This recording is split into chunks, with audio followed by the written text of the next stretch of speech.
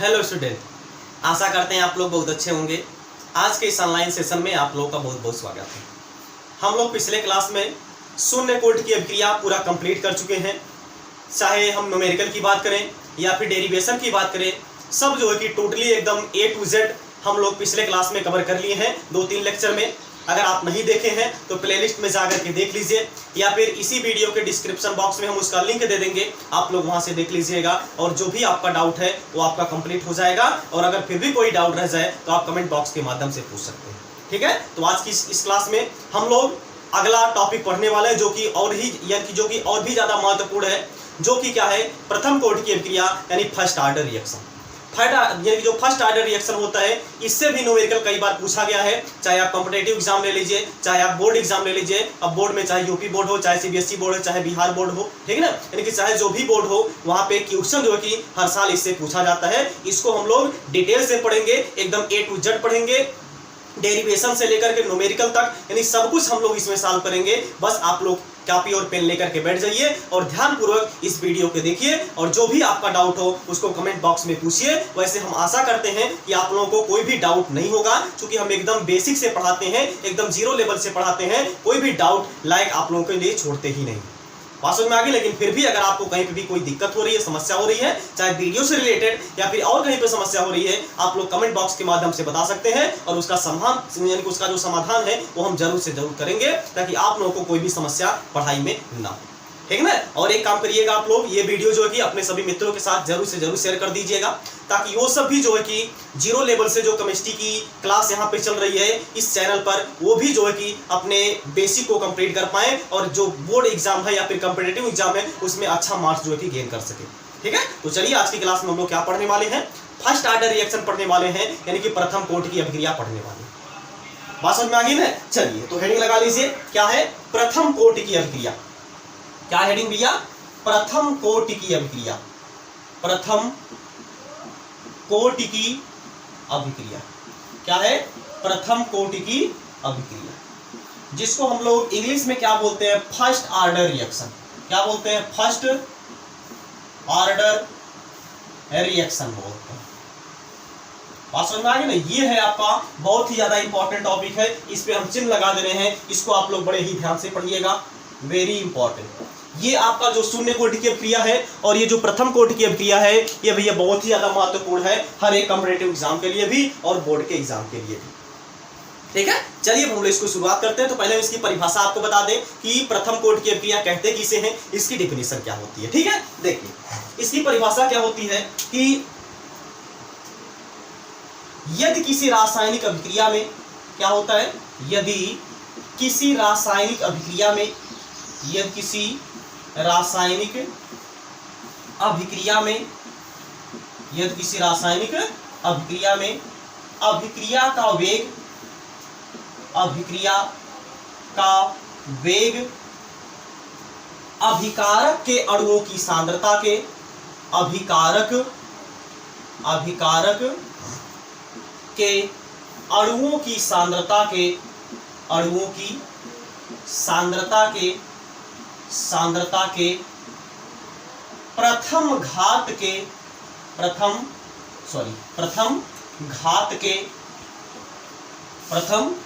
के समानुपाती होती है,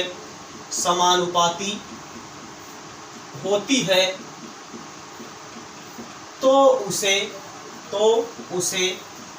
प्रथम कोटि की अभिक्रिया कहते हैं।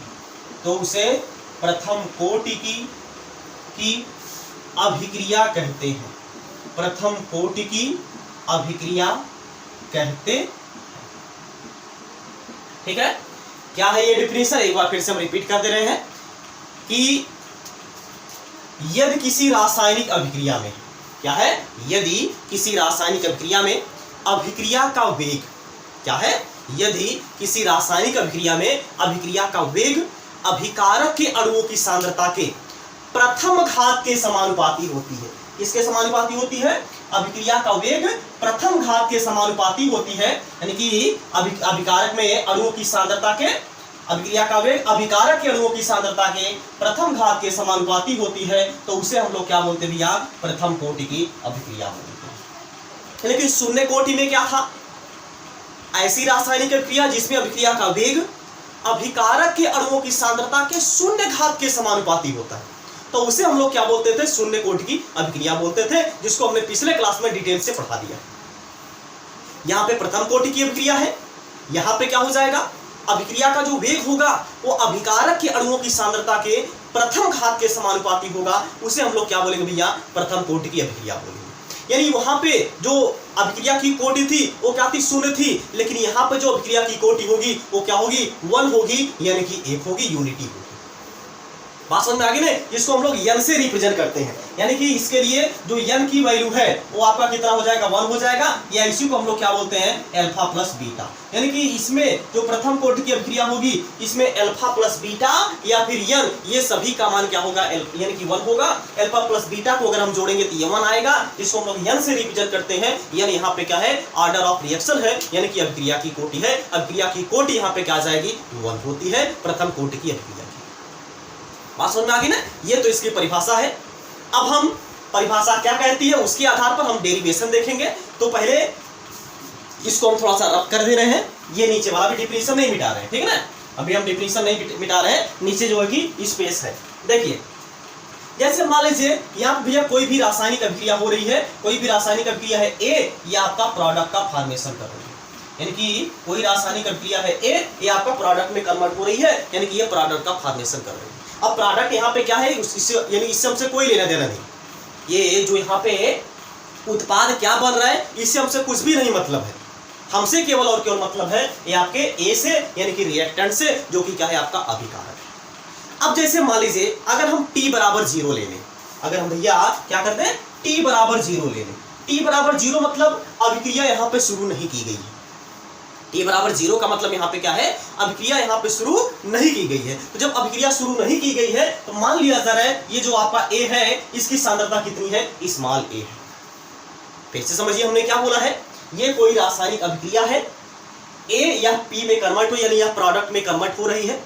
अब जब t बराबर यहाँ पे 0 था, मतलब कि जब अभिक्रिया शुरू नहीं हुई थी, तो आपका A की जो आपका प्रोडक्ट यानी रिएक्टेंट है उसका कुछ ना कुछ तो यानी उसका तो टोटल यानी कि कंसंट्रेशन होगा, यहाँ पे टोटल सांद्रता होगी, क्योंकि अभिक्रिया शुरू नहीं हुई है। जब तक अभिक्रिया नहीं शुरू होगी तब तक प्रोडक्ट का फॉर्मेशन नहीं होगा, जब तक अभिक्रिया शुरू नहीं होगी तब तक यहाँ पे प्रोडक्ट बनेगा नहीं, तब तक यहाँ पे उत्पाद बनेगा नहीं। तो अभी उत्पाद नहीं बना है, क्यों नहीं बना है, क्योंकि अभिक्रिया अभी शुरू ही नहीं हुई है। जब अभिक्रिया शुरू नहीं हुई है अर्थात t बराबर यहाँ पे क्या है, 0 है, तो मान लिया जा रहा है एक कैपिटल A जो है इसकी सांद्रता कितनी है, स्मॉल a। तो इसकी कितनी हो जाएगी भैया, इसकी हो जाएगी आपकी 0 हो जाएगी, हो जाएगी नहीं, 0 हो जाएगी। इसके बाद देखिए जब t बराबर t था, जब t बराबर t था, अब t बराबर t मतलब कुछ समय पश्चात, मतलब अभिक्रिया अब शुरू हो चुकी है, ध्यान से समझिएगा।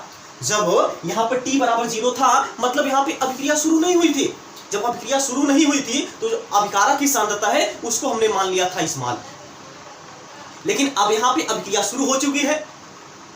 जब अभिक्रिया शुरू हो चुकी है तो यहाँ पे क्या है, t बराबर t मतलब कुछ समय पश्चात। तो कुछ समय पश्चात आपका क्या हो जाएगा, प्रोडक्ट कुछ ना कुछ फॉर्म हो जाएगा, कुछ ना कुछ प्रोडक्ट तो बन ही जाएगा, ठीक है ना। एक मिनट जरा हम मार्कर में इंक डाल के आते हैं, थोड़ा सा आप लोग वेट करिए, एक मिनट। चलिए देखिए, यानी कि जब t बराबर t है मतलब यहाँ पे अब क्या हुई है, अभिक्रिया जो कि शुरू हो चुकी है। जब अभिक्रिया शुरू हुई यानी कि हो चुके हैं, इसका मतलब अब यहाँ पे प्रोडक्ट भी कुछ ना कुछ बन जाएगा, उत्पाद यहाँ पे कुछ ना कुछ बनेगा। कितना बन जाएगा, मान लीजिए यहाँ पे ये बन गया है यक्स, कितना बन गया है, यक्स जो है कि ये बन गया है। तो ये आपका यानी कि यक्स, इसकी सांद्रता प्रोडक्ट की कितनी हो गई है, यक्स हो गई है। कब, जब t बराबर t था, मतलब यहाँ पे जब अभिक्रिया शुरू हो चुकी थी। बात समझ में आ गई, जब अभिक्रिया शुरू हो गई है तो यहाँ पे जो प्रोडक्ट है इसकी कंसंट्रेशन कितनी हो गई, यक्स हो गई। तो इसकी कंसंट्रेशन कितनी होगी, यानी इसकी सांद्रता कितनी होगी, इसकी सांद्रता में क्या आएगी, कमी आएगी। कितनी कमी आएगी, जितनी इसमें वृद्धि आएगी। बात समझ में आ गई ना, जितनी इसमें यानी कि जिसमें इसमें जितनी वृद्धि आएगी उतनी इसमें कमी आएगी, यानी भैया इसकी जो सांद्रता होगी ये क्या हो जाएगी, a माइनस यक्स हो जाएगी। क्या हो जाएगी, a माइनस यक्स। यानी जब t बराबर t था, कुछ समय पश्चात मतलब जब अभिक्रिया शुरू हो चुकी है, तो ये आपका जो A है इसकी सांद्रता कितनी हो जाएगी, A माइनस यक्स हो जाएगी। और ये जो आपका प्रोडक्ट है इसकी सांद्रता क्या हो जाएगी भैया, यक्स हो जाएगी। बात समझ में आ रही है। चलिए अब इसके बाद हम लोग देख लेते, ये आपको क्लियर होना चाहिए जब तक ये आपको क्लियर नहीं होगा तब तक आप लोगों को ये फर्स्ट ऑर्डर रिएक्शन आपको नहीं समझ में आएगा। बात समझ में आ रही ना? ये आप लोग बड़े ही ध्यान से इसको पढ़ लीजिएगा, क्योंकि ये अगर आपको ये जो टॉपिक यानी ये जो हमने यहाँ पे बताया है ये चीज अगर आपको नहीं आएगा तो आप ये भैया रिएक्शन समझ ही नहीं सकते। इसीलिए हम एक बार फिर से बल्कि रिपीट कर दे रहे हैं ताकि आप लोगों को कोई भी समस्या ना हो समझने में। बात समझ में आ गई? देखिए क्या बोला जा रहा है यहाँ पे, जब t बराबर 0 था, मतलब कि जब अभिक्रिया शुरू नहीं हुई थी, जब अभिक्रिया शुरू नहीं हुई थी तो मान लिया जा रहा है ये जो आपका A है इसकी कंसंट्रेशन यानी इसकी सांद्रता कितनी है, स्मॉल a है, तो इसकी कितनी होगी, 0 होगी, क्योंकि आपका प्रोडक्ट बनेगा ही नहीं, क्योंकि अभिक्रिया शुरू ही नहीं हुई है, तभी तो t बराबर 0 है। लेकिन जैसे जैसे हम लोग समय बढ़ाएंगे वैसे वैसे अभिक्रिया शुरू होगी, वैसे वैसे अभिक्रिया जो कि तेज होगी, और अभिक्रिया तेज होगी तो प्रोडक्ट कुछ ना कुछ क्या होगा, बनेगा। तो कितना बनेगा, यानी t बराबर t पर ये आपका प्रोडक्ट मान लीजिए x बन गया, तो x बन गया तो जितना यहाँ बनेगा उतना इसमें कमी होती है, तो क्या हो जाएगा, पहले था a में से कितना घटेगा, या जितना यहाँ बढ़ेगा कितना घट जाएगा, a माइनस, यानी कि ये बचेगा आपका a माइनस x। बात समझ में आ रही है? चलिए अब इसके बाद देखिए परिभाषा क्या कहती है प्रथम कोटि की अभिक्रिया का।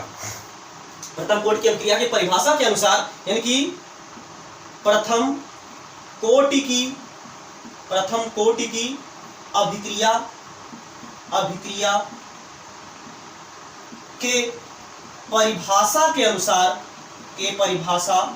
के परिभाषा के अनुसार क्या कहता है, किसी रासायनिक अभिक्रिया में अभिक्रिया का वेग अभिकारक के अणुओं की सांद्रता के प्रथम घात के समानुपाती होता है। यानी कि क्या हो जाएगा, वेग, वो भी वेग किसका, अभिकारक का वेग,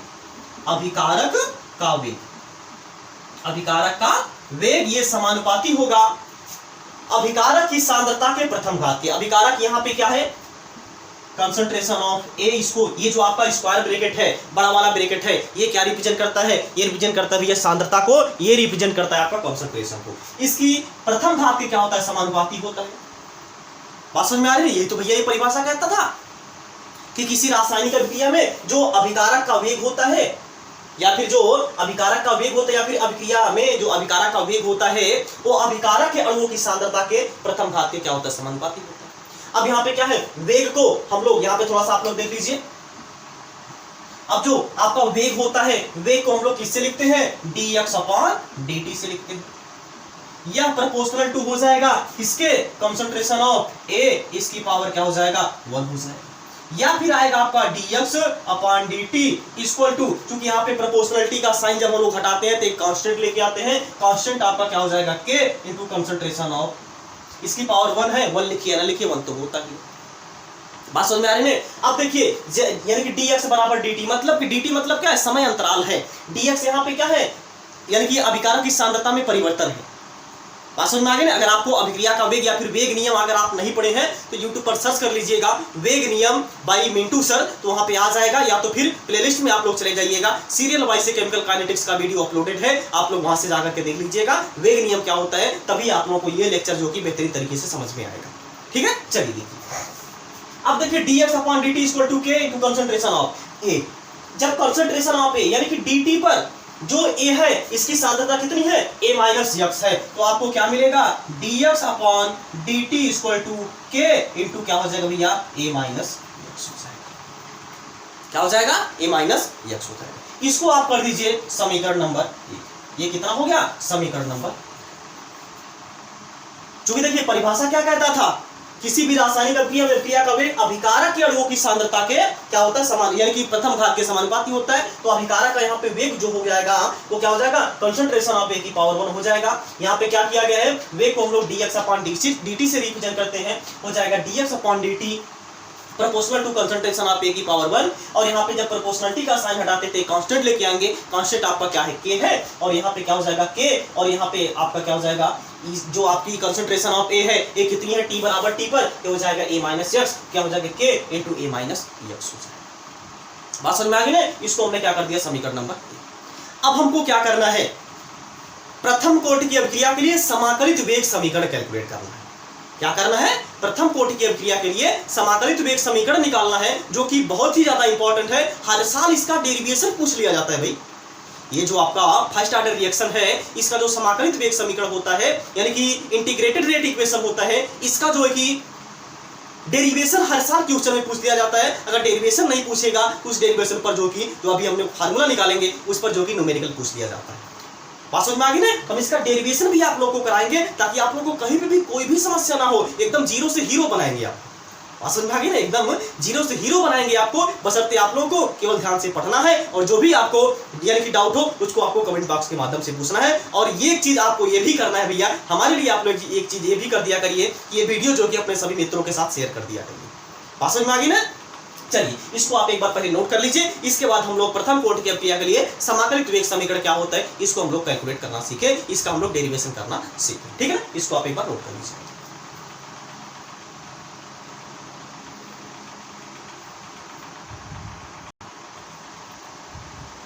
चलिए देखिए, यहां तक हो गया था आपका इक्वेशन नंबर 1 तक, यानी कि dx upon dt equal to k into concentration of a minus x। ये जो आपके क्या यहाँ पे k है, अगर आप लिखना चाहे तो लिख सकते हैं। k आपका क्या है? समानुपाती स्थिरांक है। ठीक है, चलिए अब देखिए आपको क्या करना है कि प्रथम कोटि की अपक्रिया के लिए समाकलित वेग समीकरण कैलकुलेट करना। यानी कि ये जो इक्वेशन है इसको हम थोड़ा सा और आगे बढ़ा सकते हैं। इसको हम लोग क्या लिख सकते हैं? इसको लिख सकते हैं dx upon a minus x equal to k into dt। क्या हो जाएगा? dx upon a minus x equal to k into dt। इसको हम थोड़ा सा और आगे बढ़ा सकते हैं। ठीक ना? अब देखिए क्या करना है आपको, इसका आपको क्या करना है? इंटीग्रेशन निकालना है। इसका आपको क्या करना है? समाकलन करना है। क्या करना है? समाकलन करना है। ठीक ना? तो इसको अगर हम समीकरण नंबर 2 बनाते हैं या फिर इसको अगर हम ना एक मान करके हम लोग इसको जो है कि समीकरण नंबर 1 मान लें। बात समझ में आ गई ना? इसको जो है कि नहीं तो भाई आप लोग कंफ्यूज हो जाएंगे। चलिए कोई दिक्कत नहीं, इसको आप 1 माने थे तो इसको आप क्या कर दीजिए? 2 मान लीजिए। ठीक है ना? तो क्या करेंगे आप? समीकरण 2 के दोनों पक्षों के दोनों पक्षों का समाकलन करने पर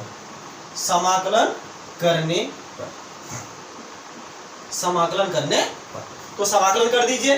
समाकलन का पहले हम लोग चिन्ह लगाएंगे। क्या हो जाएगा? समाकलन of 1 upon a minus x into यहां पे क्या हो जाएगा? dx। ये हो जाएगा इक्वल टू, अब जो कांस्टेंट पद होता है उसका समाकलन नहीं होता है, वो आपका बाहर हो जाता है। हो जाएगा बाहर, हम लोग क्या कर लेंगे कि जो कि कांस्टेंट है आपका क्या हो जाएगा? k इंटू dt हो जाएगा। बात समझ में आ गई ना? यहां तक पहले समझ में आया? नहीं समझ में आया? देखिए एक बार फिर से हम यहाँ पे आपको बता रहे हैं क्या करना है। यहाँ पे समीकरण 2 के दोनों पक्षों का आपको क्या करना है? समाकलन करना है।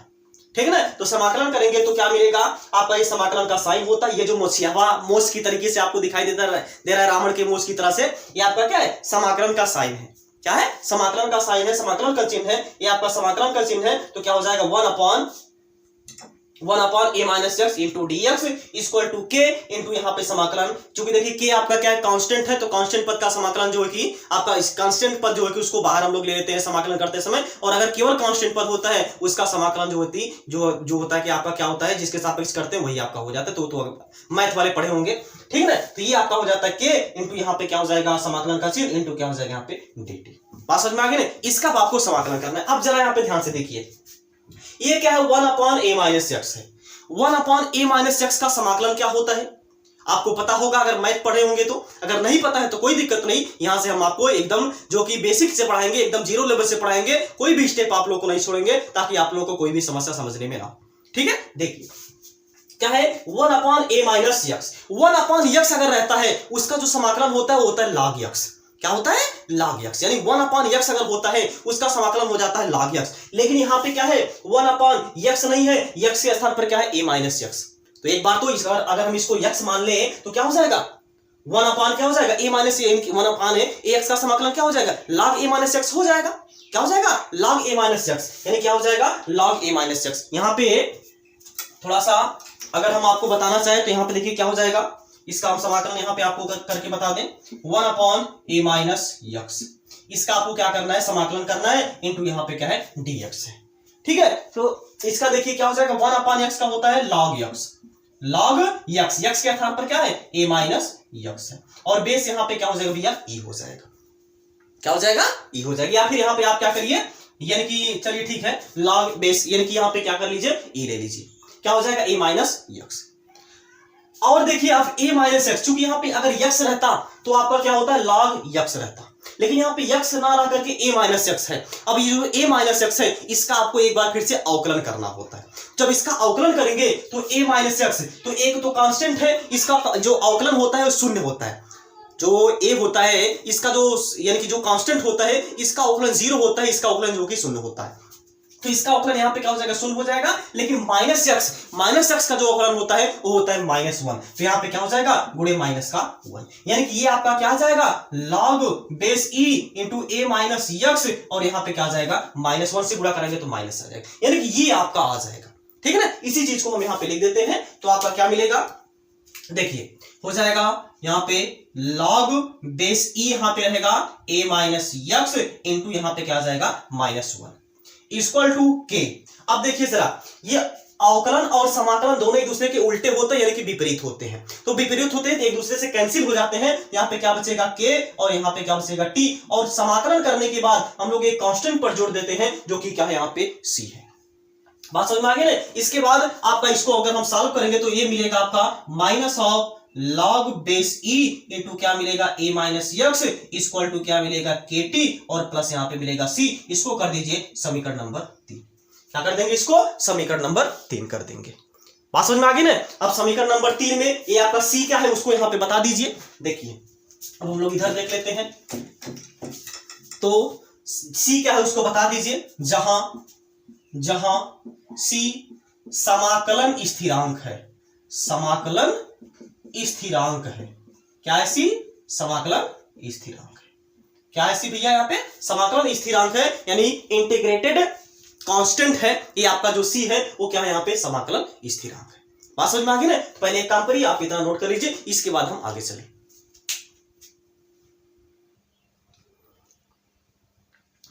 चलिए आगे देखते हैं इसके। देखिए अब आपको क्या करना है, जहां पे सी जो है वो क्या है, समाकलन स्थिरांक है। अब हमको क्या करना है, जो समाकलन स्थिरांक है c, उसका मान हमको निकालना है। कैसे उसका मान निकलेगा वो अब यहां पे समझिए। देखिए जो c का मान निकालना होगा, चाहे जब भी, इसी में नहीं, चाहे जहां पे भी अगर आपको c की वैल्यू निकालना होगा तो हमेशा आप जाएंगे t बराबर 0 पर। कहां पे जाएंगे, t बराबर 0 पर। तो बताइए जब यहाँ पे t बराबर 0 है तो x क्या यहाँ पे कहीं पे है कोई, यानी कि x यहाँ पे बना है क्या, कुछ नहीं बना है, तो मतलब x बराबर क्या हो जाएगा, 0 हो जाएगा। जब t बराबर 0 होगा तो x बराबर भी क्या हो जाएगा, 0 हो जाएगा। यानी कि क्या करेंगे आप लोग, समीकरण 3 में t बराबर 0 तथा x बराबर 0 रखने पर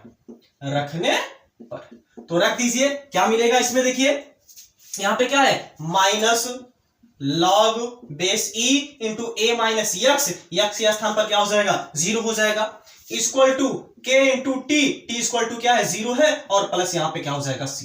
यानी कि यहाँ पे क्या मिलेगा, माइनस सॉरी log, यहाँ पे बेस e रहेगा, क्या रहेगा, log बेस e यानी कि हो जाएगा, और a माइनस 0 यानी क्या हो जाएगा, a हो जाएगा, इक्वल टू ये तो पूरा 0 हो गया। आपका क्या मिल गया, c, सॉरी क्या मिल गया, c। इसको कर देंगे हम लोग समीकरण नंबर 4। तो जो समीकरण 4 से c का मान मिला है, समीकरण नंबर 4 से जो c का मान मिला है उसको ले जाकर के हम लोग समीकरण नंबर 3 में रखेंगे। तो क्या मिलेगा, यहां पे जरा ध्यान से समझिए। यानी कि समीकरण 4 से c का मान समीकरण 3 में रखने पर तो क्या मिलेगा, रख दीजिए। देखिए समीकरण 3 आपका यही है, यहां पे क्या है, माइनस log बेस e, और यहां पे क्या हो जाएगा, a माइनस एक्स। तो पहले हम, यानी कि यहां पे क्या हो जाएगा, माइनस log बेस e हो जाएगा, base e into a minus x, equal to यहां पे क्या है, k इंटू टी, और यहां पे क्या है, प्लस c। तो c के स्थान पर क्या है आपका, ये आपका c की वैल्यू है, तो हो जाएगा यहां पे minus log base e into यहां पे क्या है, a। ठीक है ना। हमने यहाँ पे क्या कर दिया, c की वैल्यू यहाँ पे केवल पुट कर दिया है, c की वैल्यू हमने केवल यहाँ पे रख दिया है। ये जब इधर आएगा क्या हो जाएगा भैया, प्लस हो जाएगा, तो आपका kt की वैल्यू यहाँ से आपको मिल जाएगी, यानी हो जाएगा log a base e into यहाँ पे क्या हो जाएगा, सॉरी यहाँ पे क्या हो जाएगा, ये माइनस हो जाएगा, log a minus x base e हो जाएगा, इक्वल टू यहाँ पे क्या मिलेगा, k इंटू टी मिलेगा। अब जरा यहाँ पे ध्यान से देखिए, हमने एक लाग का फार्मूला पढ़ा है, लाग यम माइनस लाग यन। क्या फार्मूला है? लाग यम माइनस लाग यन बराबर क्या होता है? लाग यम बटे यन होता है। क्या होता है? लाग यम माइनस लाग यन बराबर क्या होता है? लाग यम बटे का यन होता है। ठीक ना, तो लगा दीजिए। देखिए यम के स्थान पर क्या है? यहाँ पे ए है, और यन के स्थान पर क्या है? ए माइनस यक्स। तो क्या हो जाएगा? ये लॉग बेस ई तो रहेगा ही, ए अपॉन ए माइनस यक्स हो जाएगा, इक्वल टू यहाँ पे क्या मिलेगा? के इंटू टी मिलेगा। बात समझ में आ गई ना? एक मिनट देख ले, चेक कर ले दिख रहा है कि नहीं। ठीक है, अभी बहुत स्पेस है। ठीक, देखिए इसके बाद हमको क्या चाहिए? हमको यहाँ पे के की वैल्यू चाहिए, तो टी यहाँ पे क्या आएगा? तो यानी कि यहाँ पे आएगा तो बटे हो जाएगा। तो यहां से आपका जो भैया के की वैल्यू हो जाएगी, ये हो जाएगा लॉग बेस ई जो होता है, लॉग बेस ई इंटू ए अपॉन ए माइनस यक्स इंटू यहाँ पे जो टी है इधर आएगा तो बटे हो जाएगा, यहाँ पे क्या हो जाएगा? 1 अपॉन टी हो जाएगा। ये आपका समाकलित वेग समीकरण आ जाएगा। अब यहाँ पे हम लोग को थोड़ा सा एक मिनट थोड़ा सा ये हम ठीक से लिख दें। आप बोलेंगे कि कैसे लिखना है? एक काम करिए, आप लोग पहली तरह नोट करिए ना, क्योंकि स्पेस कम है और नीचे हमें लग रहा है दिखेगा नहीं, इसीलिए तो पहले आप एक काम करिए, ये तरह नोट कर लीजिए। इसके बाद हम इधर का जो है कि रफ करें, रफ करने के बाद इधर हम लिखे, ताकि आप लोगों को जो भी है वो साफ साफ दिखे। ठीक है ना, नोट कर लीजिए। हो गया? ओके, इधर हम थोड़ा सा रफ कर रहे हैं, इधर हम ये नीचे का रफ कर रहे हैं। चलिए देखिए, तो अब आगे देखिए क्या हो जाएगा? के टी। अब जरा यहां पे ध्यान से देखिए, हमको के की वैल्यू चाहिए, तो के इक्वल टू यहां पे क्या हो जाएगा? 1 अपॉन टी इंटू यहां पे हो जाएगा लॉग बेस ई इंटू ए अपॉन ए माइनस यक्स हो जाएगा। ये हो जाएगा समीकरण नंबर कितना हो गया था? 4। ये हो जाएगा भैया समीकरण नंबर 5। ये जो यहां पे है समीकरण नंबर 5, यही क्या है?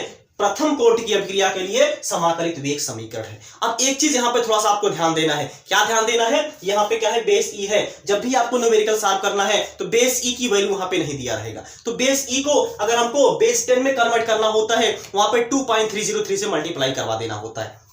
ठीक है ना, यानी कि अगर आपको लॉग यानी कि बेस ई से अगर आपको लॉग बेस 10 में जाना होता है, तो हम लोग क्या करते हैं? इसमें 2.303 से मल्टीप्लाई कर देते हैं, इक्वल टू हो जाएगा 2.303 इंटू यहाँ पे क्या हो जाएगा? लॉग, और बेस अब यहाँ पे क्या हो जाएगा भैया? 10 हो जाएगा। ठीक है, तो कन्वर्ट कर दीजिए। तो यहां से आपको के की जो वैल्यू मिलेगी वो मिलेगा 1 अपॉन टी, और यहाँ पे 2.303 से मल्टीप्लाई कराना है, यहाँ पे मल्टीप्लाई करा दे रहे हैं 2.303 इंटू यहाँ पे क्या मिल जाएगा? लॉग, अब बेस यहाँ पे 10 हो जाएगा, ए अपॉन ए माइनस यक्स हो जाएगा। ठीक है ना, ये जो यहाँ पे इक्वेशन है, ये जो यहाँ पे समीकरण है, बल्कि इसको आप इक्वेशन नंबर 5 बना दीजिए, इसको आप इक्वेशन नंबर 5 बना दीजिए। ये जो समीकरण 5 है, समीकरण 5 को ही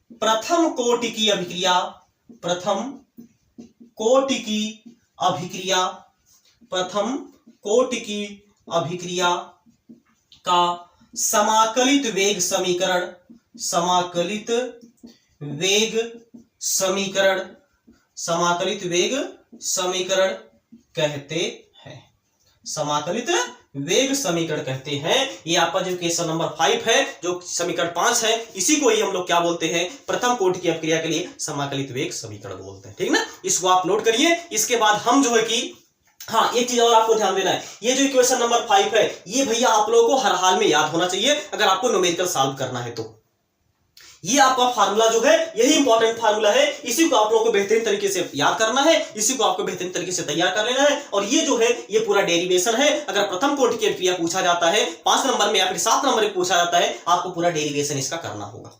ठीक है ना, तो ये इसका फार्मूला निकल करके आया है, इसी को हम लोग क्या बोलते हैं? प्रथम कोटि की अभिक्रिया के लिए समाकलित वेग समीकरण बोलते हैं। अब इसको आप नोट कर लीजिए। इसके बाद हम अर्ध आयुकाल कैसे निकालते हैं, ये हम आपको अब बताएं। इसके बाद हम एग्जांपल देखेंगे, प्रथम कोटि की अभिक्रिया का एग्जांपल क्या होता है और इसका मात्रा क्या होता है, ताकि ये जो है कि एक ही वीडियो में सब चीज कंप्लीट हो जाए, ताकि आप लोगों को पढ़ाई करने में कोई भी समस्या न हो। इसको आप नोट कर लीजिए।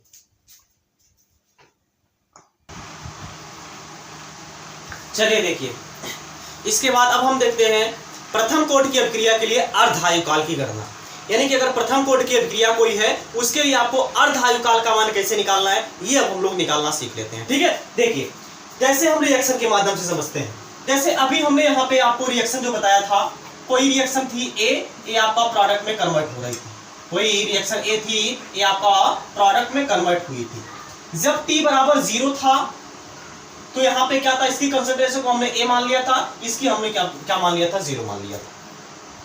लेकिन यहाँ पे हमको क्या करना है, अर्धायुकाल मतलब आधे समय में, अगर हम आधे समय में मतलब T बराबर अगर हम क्या कर दें, T हाफ कर दें, T बराबर अगर हम क्या कर दें, T हाफ कर दें, मतलब T का मान अगर हम आधा ले लें, अगर हम T का मान आधा ले लें तो यहाँ पे जो x बना था वो कितना बनेगा, ये भी तो आधा बनेगा। ध्यान से समझिएगा, यानी हमने क्या किया, यहाँ पे T बराबर T हाफ ले लिया है, मतलब आधे समय में हम लोग निकाल रहे हैं। आधे समय में अभिक्रिया का वेग यहाँ पे हमको यानी कि अर्धायुकाल जो कि भैया यहाँ पे हम लोग को कैलकुलेट करना है। तो अर्धायुकाल मतलब आधे समय में, जब ये आधा समय लग रहा है तो जो आपका प्रोडक्ट बनेगा वो भी तो आधा बनेगा। जब ये प्रोडक्ट आधा यानी कि x/2 बनेगा तो ये कितना रह जाएगा, इसकी कंसंट्रेशन, यानी इसकी कंसंट्रेशन कितनी हो जाएगी, x/2 हो जाएगी। इसकी कंसंट्रेशन कितनी हो जाएगी, पहले में से जितनी इसमें बढ़ेगी उतनी इसमें घटेगी, यानी क्या हो जाएगा, a माइनस x/2 हो जाएगा। बात समझ में आ रही ना, यानी कि जहां पे आपको आपने x लिया था, x के स्थान पर a/2 ले लेना है, और जहां पे आपने t लिया था वहां पर क्या लेना है, t हाफ ले लेना है। बस आपको इस इक्वेशन में वही सब रख देना है, आपका यहाँ पे अर्धायुकाल निकल करके आ जाएगा। अर्धायुकाल जो यानी कि अर्धायुकाल का जो फार्मूला होता है यहाँ पे आपके सामने निकल करके आ जाएगा। क्या करना है एक बार फिर से समझिए, जब भैया आपने T बराबर 0 लिया था, इसकी सांद्रता को हमने a मान लिया था, इसकी सांद्रता को हमने 0 मान लिया था। लेकिन जब अगर आपको क्या करना है, अर्धायुकाल निकालना मतलब आधे समय में निकालना है, आधा समय निकालना है, तो आधा समय मतलब T बराबर क्या लेना है, आपको T हाफ लेना है। जब आधा समय आप ले रहे हैं तो यहाँ पे जो x बना हुआ था वो भी तो आधा ही बनेगा, यानी कि पहले जो x बना था उसका आधा बनेगा, यानी x/2 हो जाएगा। जब यह x/2 बन गया तो यह कितना रहेगा, पहले में से जितना यहाँ बढ़ेगा उतना घटा देंगे इसको, तो पहले में से यानी कितना यहाँ बढ़ा, x/2, पहले कितना था a, अब क्या हो जाएगा, घट करके a यानी कि x/2 यहाँ पे क्या हो जाएगा, घट जाएगा, यानी अब क्या बचेगा, a माइनस x/2 बच जाएगा। यानी आपको क्या करना है, अब जरा ध्यान से समझिए, समीकरण 5 में T बराबर T हाफ तथा x बराबर a/2 रखने पर तो रख दीजिए। यहां पे आपको क्या मिलेगा, k इक्वल टू मिलेगा 2.303 अपॉन यहाँ पे मिल जाएगा t इंटू लॉग यहाँ पे मिलेगा a upon a minus a/2। ये तो रखना था आपको, यहाँ पे बेस 10 रहेगा, जहां पे अगर बेस 10 ना लिखा जाए तो वहां पे आप लोग समझिएगा कि बेस 10 यहाँ पे हमेशा रहेगा ही रहेगा। अगर बाई चांस छूट भी जाए लेकिन आप लोग ध्यान दीजिएगा वहां पे बेस हमेशा क्या रहेगा, 10 रहेगा। ठीक है, चलिए अब इसको हम लोग को सॉल्व करना है। ये आपका k इक्वल टू मिलेगा 2.303 अपॉन यहाँ पे क्या मिल जाएगा t इंटू लॉग यहाँ पे मिलेगा a अपॉन ये आपका क्या हो जाएगा, a/2 मिल जाएगा, और बेस यहाँ पे क्या हो जाएगा 10। अब देखिए a से कैंसिल हो जाएगा, ये ऊपर जाएगा तो आपको जो k की वैल्यू मिलेगी वो मिलेगी 2.303 अपॉन यहाँ पे सॉरी t इक्वल टू, एक मिनट सॉरी बहुत बड़ी गलती यहाँ पे हो गई है। t इक्वल टू क्या रखना है, t हाफ आपको रखना है, यहाँ पे क्या रखना है, t हाफ रखना है, यहाँ पे क्या हो जाएगा आपका t हाफ हो जाएगा, ठीक है ना, इंटू यहाँ पे, अब यहाँ पे लाख क्या हो जाएगा, ये 2 पलट करके ऊपर चला जाएगा तो क्या हो जाएगा 2। अब देखिए हम लोग को क्या करनी है, लाख 2 की वैल्यू हम लोग को पता है, लाख 2 की वैल्यू हम लोग जानते हैं। लाख 2 की जो वैल्यू होती है वो आपका कितना होता है, 0 यानी कि आपका जो लाख 2 होता है भैया इसका वैल्यू होता है 0.3010 होता है। कितना होता है हम लोग जानते हैं, लाख 2 और बेस 10 की जो वैल्यू होती है 0.3010 होती है, ये वैल्यू होती है। तो आपको मिलेगा यहाँ पे, हमको देखिए टी हाफ की वैल्यू निकालना था, हम इसको कैलकुलेट कर लेते हैं। तो टी हाफ यहाँ पे चला जाएगा, यहाँ पे चला जाएगा, हो जाएगा t half equal to 2.303 upon यहाँ पे क्या मिल जाएगा k इंटू यहाँ पे लाख 2 की वैल्यू हम लोग रख देंगे इंटू यहाँ क्या हो जाएगा 0.3010। ठीक है ना, इसको जब आप मल्टीप्लाई कराएंगे, मल्टीप्लाई करा करके आप लोग चेक कर लीजिएगा, यहाँ पे आ जाएगा 0.693 आ जाएगा, यानी कि यहाँ पे जो टी हाफ की वैल्यू आ जाएगी, एक मिनट देख लें दिख रहा है कि नहीं दिख रहा है, ठीक है 20 स्पेस है, हो जाएगा यहाँ पे जो टी, नहीं तो आप एक काम करिए यहाँ पे हम लिख रहे हैं ताकि नीचे आप लोगों को बाई चांस ना दिखे तो आप लोग इसको समझ जाइएगा। ठीक है, देखिए यहाँ पे आपका क्या आ जाएगा, इसके बाद आ जाएगा टी हाफ इक्वल टू, इसका जब इसमें मल्टीप्लाई कराएंगे आपका आ जाएगा 0.693 आ जाएगा, 0.693 आ जाएगा, और अपान यहाँ पे क्या बचेगा भैया, ये बचेगा। ये आपका आ जाएगा प्रथम कोटि की अभिक्रिया के लिए अर्ध आयुकाल, यानी कि जो प्रथम कोटि की अभिक्रिया है उसमें जो अर्धायुकाल आएगा, यानी कि आधा यानी कि अर्ध आयुकाल जो आएगा ये आपका कितना हो जाएगा, t half equal to 0.693 upon यहाँ पे क्या मिलेगा के यहाँ पे क्या था, समानुपाती स्थिरांक था, जिसको हम लोग रेट कांस्टेंट बोलते हैं, ठीक ना, दर स्थिरांक बोलते हैं। ये अगर हमारा पिछला क्लास आप देखेंगे तो आप लोगों को पता होगा, ठीक है। ये आपका हो गया प्रथम कोटि की अभिक्रिया क्या होती है, उसकी हमने डिफिनीशन देखा और उसका हमने डेरिवेशन देखा, और उसके लिए जो हाफ लाइफ होता है यानी अर्ध आयुकाल क्या होता है, कैसे उसकी गणना की जाती है, ये आपका हमने इसका पूरा डेरिवेशन देखा। इसको आप नोट करिए। इसके बाद हम इसका एग्जाम्पल बता दें, और इसका मात्रक क्या होता है, बहुत ही इंपॉर्टेंट इसका मात्रक होता है, इसका मात्रक बहुत ही ज्यादा इंपॉर्टेंट होता है। ये कई बार कंपैरेटिव एग्जाम में पूछा गया है, तो आप लोग इसको ध्यान दीजिएगा, हम लोग इसका मात्रक भी देखेंगे। तो पहले आप एक काम करिए, इसको आप नोट कर लीजिए। ये जो आपका इक्वेशन नंबर, इसको हम लिख भी दे रहे हैं, ये जो आपका समीकरण नंबर 6 है, समीकरण 6 को ही प्रथम कोटि की अभिक्रिया का अर्ध आयुकाल कहते हैं, अर्ध आयुकाल कहते हैं, ठीक ना। ये आप लोग नोट कर लीजिए। इसके बाद हम इसका एग्जांपल बताएं और इसका मात्रक बताएं, यानी कि इसकी यूनिट क्या होती है, ये अब हम इसको बताने वाले हैं। तो पहले ये काम करिए, इसको आप नोट कर लीजिए। चलिए देखिए, इसका एग्जांपल देख लेते हैं, यानी कि प्रथम कोटि की अभिक्रिया का उदाहरण क्या है रिएक्शन में, वो हम लोग यहाँ पे देख लेते हैं। जैसे यहाँ पे पहला है H2O2, आपका H2O और प्लस यहाँ पे ऑक्सीजन में यह कन्वर्ट हो जाता है। ये प्लेटिनम की उपस्थिति में अभिक्रिया होती है, जो कि क्या है यार, प्रथम घात के समानुपाती, यानी कि ये क्या है, प्रथम कोटि की अभिक्रिया है, ठीक है ना। इसी तरीके से आपका दूसरा जो है, ये आपका क्या है, यानी कि NH4NO2, इसको अगर हम गर्म करेंगे तो N2 और प्लस 2HCl में टूट जाता है, ये भी क्या है, प्रथम कोटि की अभिक्रिया का उदाहरण है। इसके बाद Cl2O7 जो है, इसको अगर हीट किया जाएगा, ये आपका 2Cl2 और प्लस 7, ये क्या है, 7H2O, ठीक है ना। ये क्या है, 7O2 में कन्वर्ट हो जाता है। ये भी क्या है, एक प्रथम कोटि की अभिक्रिया का एग्जांपल है, प्रथम कोटि की अभिक्रिया का उदाहरण है, ठीक है। इसको आप नोट कर लीजिए। इसके बाद हम मात्रक आपको बताएं कि प्रथम कोटि की अभिक्रिया का मात्रक क्या होता है, ठीक है ना, नोट कर लीजिए।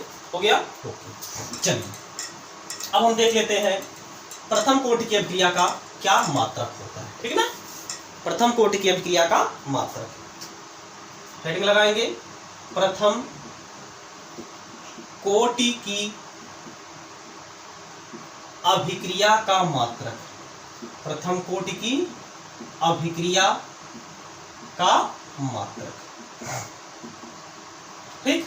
यानी प्रथम कोटि की अभिक्रिया का मात्रक क्या होता है, ये अब जो कि हम लोग देखने वाले हैं। देखिए, आपको पता होगा, हमने अगर आप हमारा पूरा क्लास देखे होंगे तो हमने एक आपको जो के बराबर होता है, एक में फार्मूला निकाल करके बताया था। ये बताया था आपको, मोल लेटर इनवर्स की पावर 1 माइनस n इंटू यहाँ पे सेकंड इनवर्स, सेकंड इनवर्स।